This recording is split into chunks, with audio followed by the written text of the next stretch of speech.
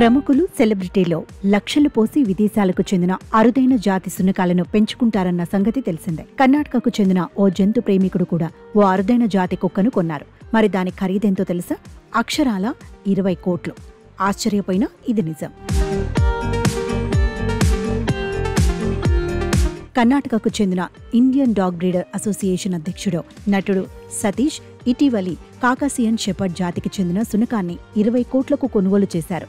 ఈ విషయాన్ని ఆయన తన సోషల్ మీడియా పేజీలో పోస్ట్ చేశారు. హైదరాబాద్కు చెందిన ఓ విక్రయదారు నుంచి దీన్ని కొన్నట్టు తెలిపారు.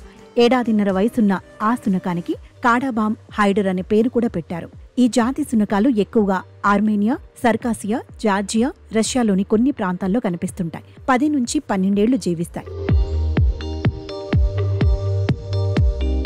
సునకాలను ఎంతో ఇష్టపడే సతీష్ గతంలోనూ పలు జాతుల కుక్కలను కోట్లు పెట్టి కొనుగోలు చేశారు.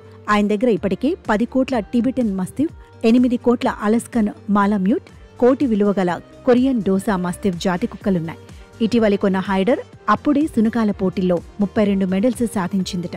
ఈ సునకాలను తాను మహారాజులా చూసుకుంటానని సతీష్ చెబుతున్నారు.